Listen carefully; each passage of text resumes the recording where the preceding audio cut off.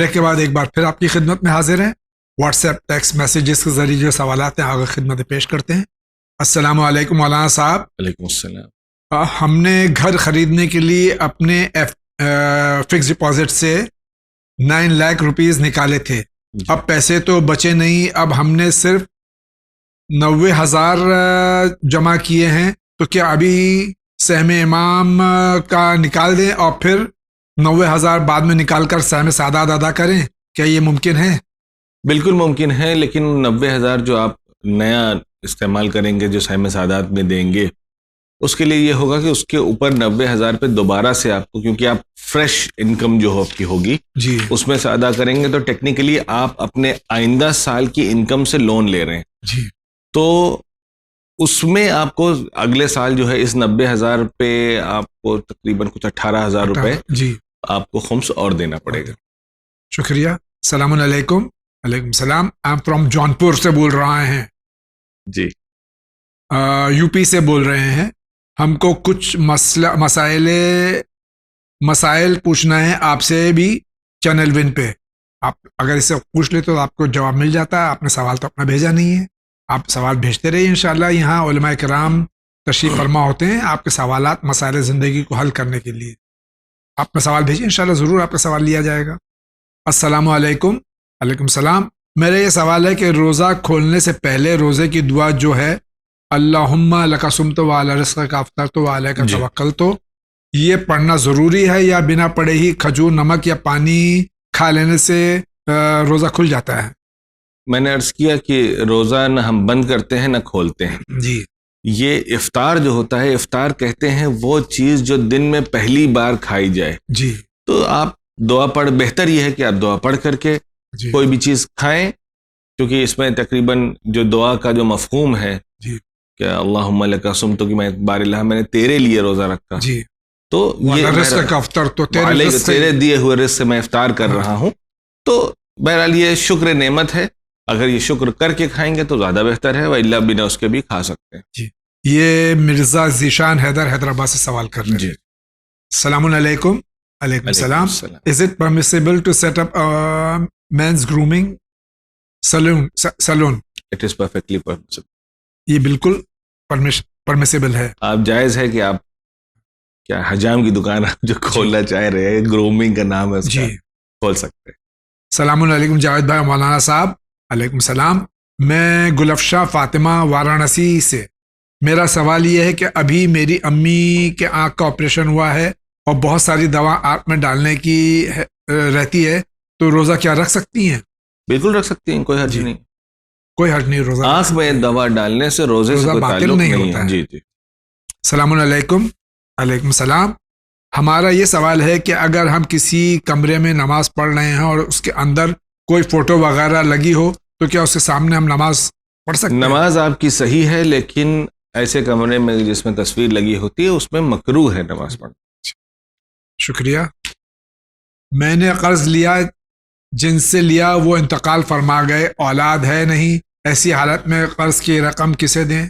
وارث کے چند درجات ہوتے ہیں. اگر ماں باپ میں سے کوئی ہے تو ان کو دے دیں, اگر اولاد نہیں ہے تو بھائی بہنوں میں جو ہو تو وہ وارث ہیں, ان کو دے دیں. اگر یہ ان میں سے بھی کوئی نہیں ہے, نہ اولاد ہے, نہ بھائی بہن ہے, نہ ماں باپ ہے, تو اس میں پھر دیکھا جاتا ہے کہ ماموں اور پھوپھا اور ماموں, پھوپھی, خالہ یا چچا, جی ان میں سے کوئی ہے تو ان کو دے دیں, اور اگر وہ بھی کوئی نہیں ہے تو رائے خدا میں اس کی طرف سے صدقہ کر دیں. شکریہ. السلام علیکم. علیکم السلام. میں چھتیس گڑھ سے ہوں. جی میں اپنی مسجد میں پچھلے 25 سالوں سے اذان دے رہا ہوں. جی.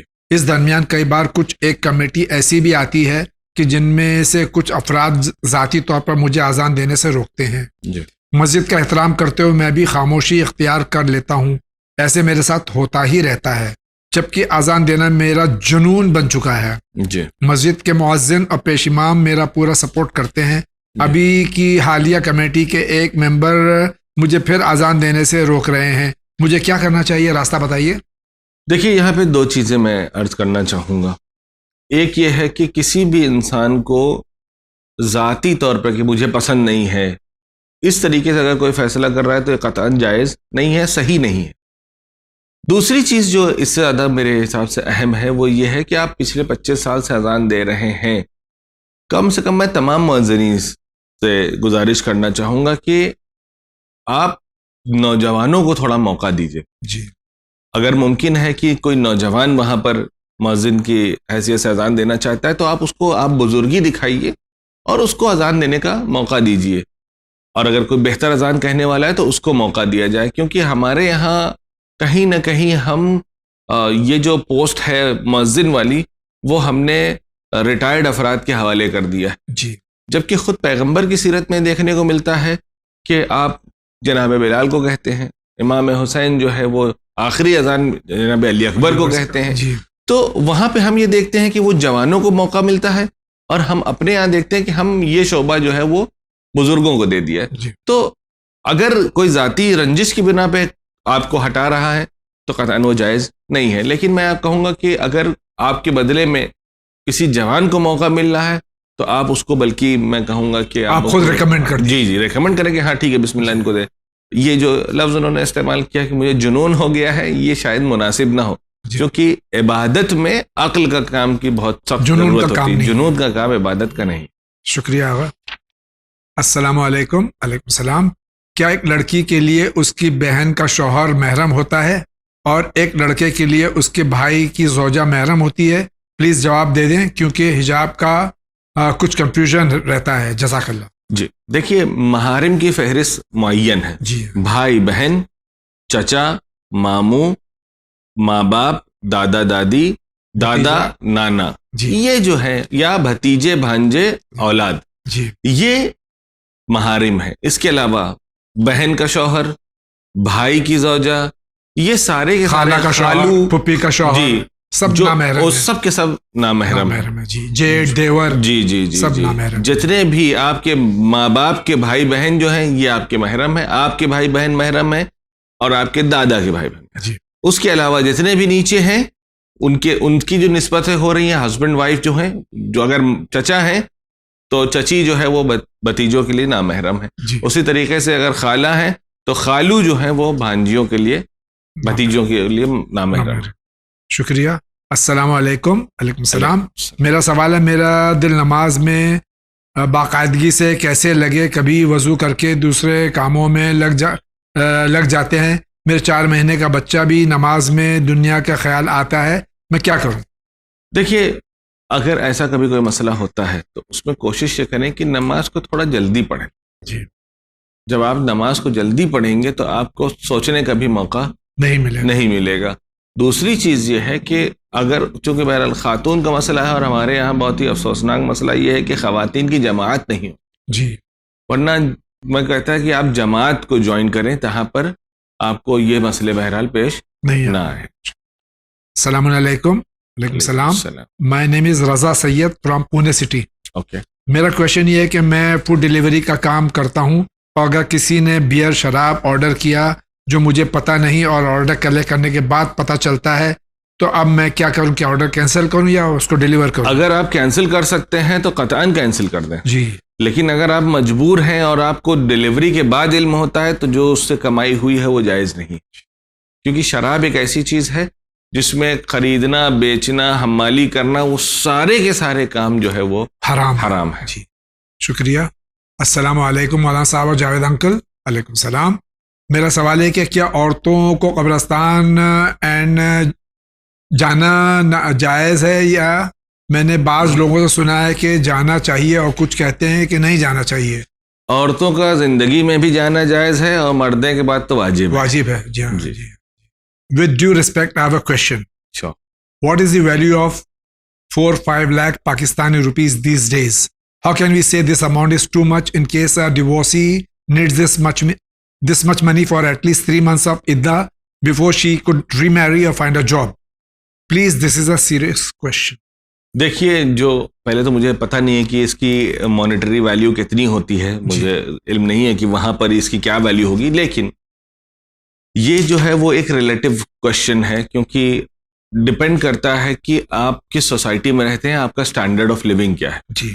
ممکن ہے کہ 4-5 لاکھ روپے کسی غریب کے لیے بہت زیادہ ہو اور کسی صاحب حیثیت کے لیے اس کے مہینے بھر کا بھی خرچہ نہ ہو. تو آپ اپنے اسٹیٹس کے حساب سے دیکھیے کہ نارملی آپ کے گھر کا خرچہ کتنا ہے. اگر وہ 4-5 لاکھ جو بھی آپ بیان کر رہے ہیں وہ آپ کے گھر کے اسٹینڈرڈ کے مطابق ہے تو اتنا کافی ہے. لیکن اگر آپ کا اسٹینڈرڈ اس سے زیادہ کا ہے اور آپ یہ چاہ رہے ہیں 4-5 لاکھ میں چھٹکارا پا لیں تو یہ اسٹینڈرڈ کے خلاف ہے, تو یہ بہرحال کم ہے.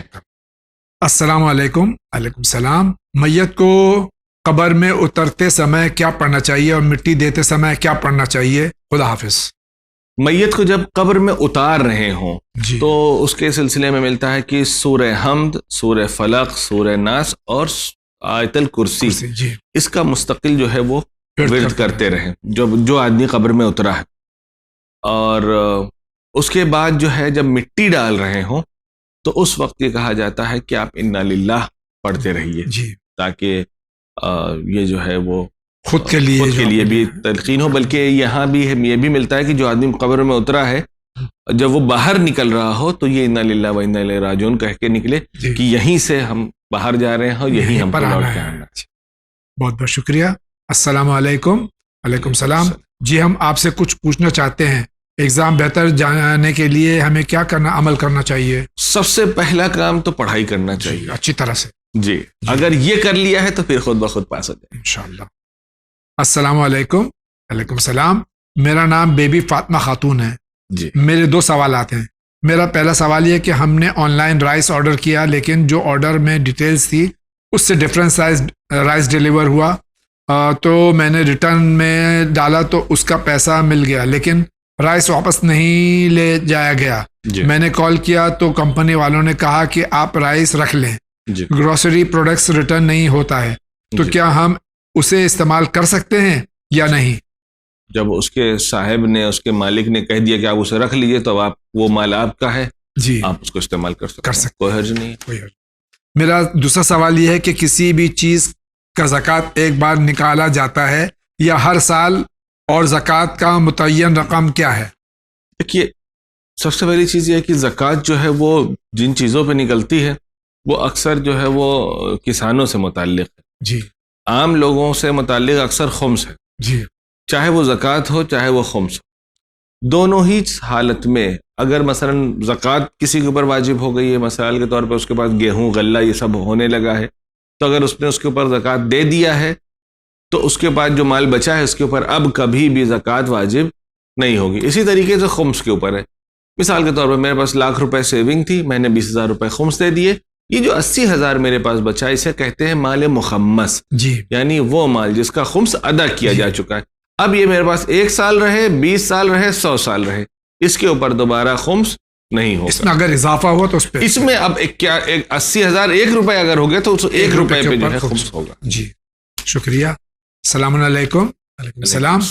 مولا سلامت رکھے آپ سب کو اور مولا اور ترقی دے ان چینل کو. آمین ثم آمین. میرے سسرال والے مجھ پر بہت ظلم کرتے ہیں اور بہت الزام لگا رہے ہیں. البتہ گھر سے نکال بھی رہے ہیں. الزام یہ ہے کہ مجھے جو اولاد ہوئی ہے وہ کسی اور کی استغفر اللہ ربی واتوب الیہ. ہمارے شوہر ہمارے ساتھ ہیں وہ بول بھی رہے ہیں کہ ایسے گندے الزام نہ لگاؤ اور DNA کے لیے بھی بول رہے ہیں. ہم راضی ہیں. کیا اسلام میں DNA کرنا صحیح ہے؟ اور ہم نہیں چاہتے کہ ہم کسی کی اولاد کو کسی کے ماں اور باپ سے جدا کریں تو ہم کیا اگر یہ کریں تو گناہ گار ہوں گے؟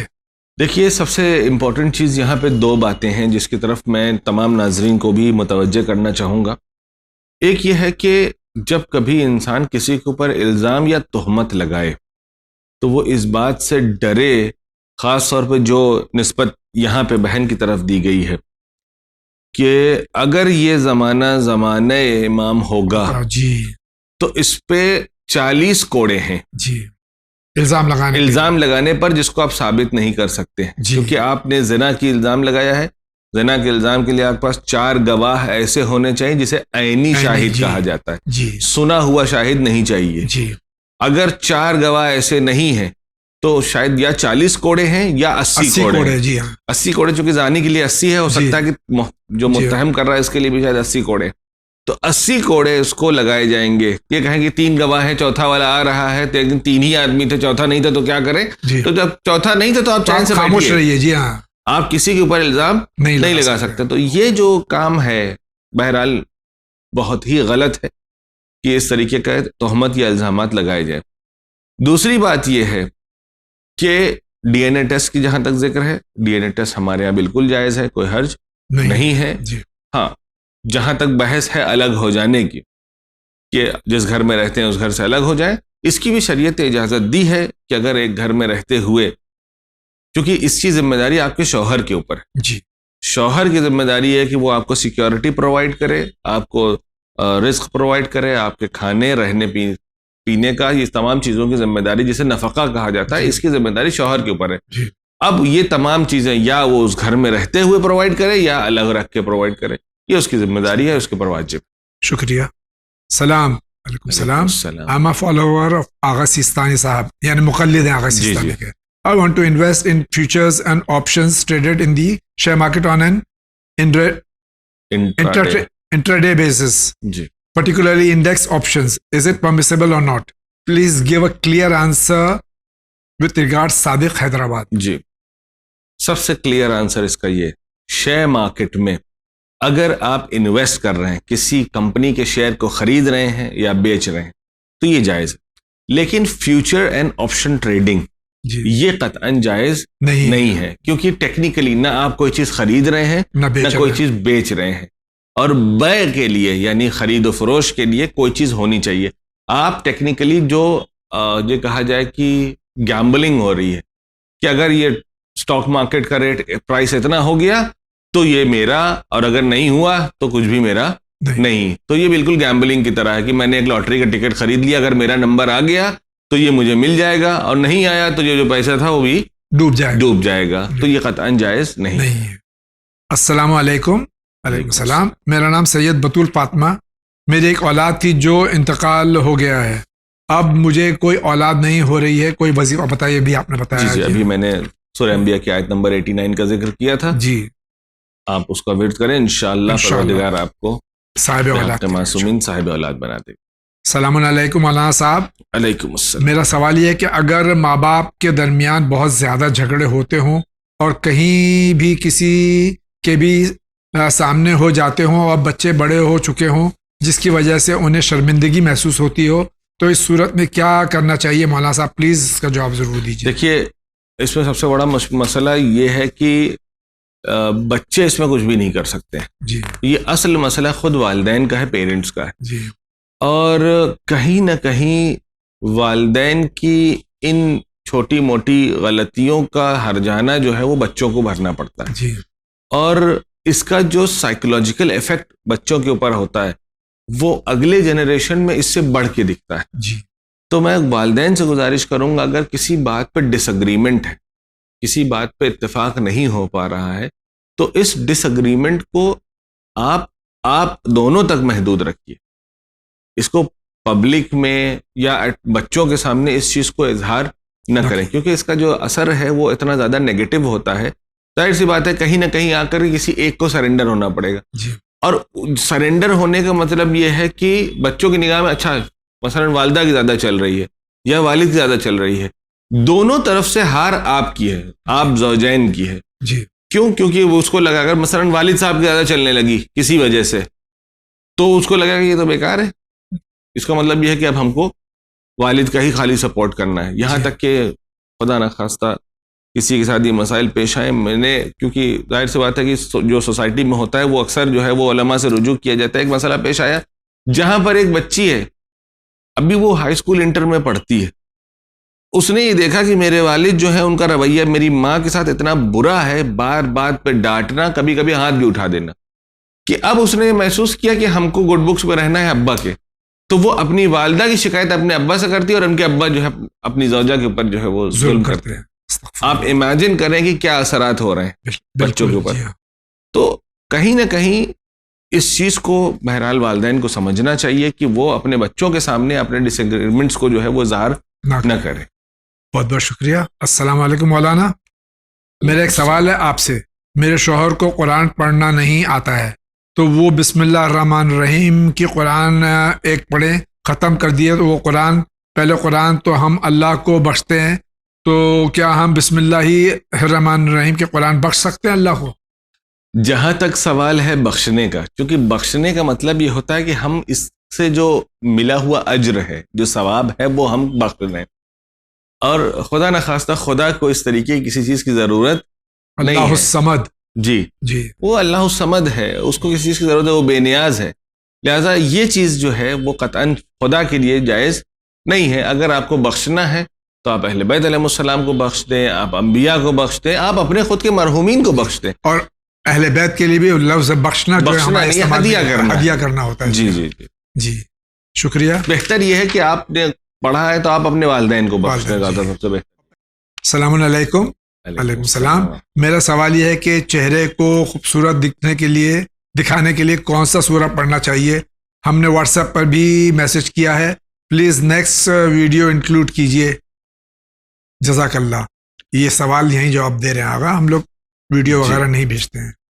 چہرے کی خوبصورتی کے لیے یا چہرے کی نورانیت کے لیے جی جو تاکید کی گئی ہے وہ ہے نماز شب کی. جی اگر آپ نماز شب پڑھنے رہیں گے تو انشاءاللہ جو ہے وہ چہرے کی نورانیت میں اضافہ ہوگا. اس کے علاوہ یا جمیل اس کے سلسلے میں بھی ملتا ہے کہ آپ واجب نماز کے بعد 7 مرتبہ یا جمیلوں کا ورد کریں اور اپنے ہاتھوں کو اپنے چہرے پر پھیر دیں، انشاءاللہ چہرے پر خوبصورتی اور نورانیت آ جائے گی انشاءاللہ. بہت شکریہ.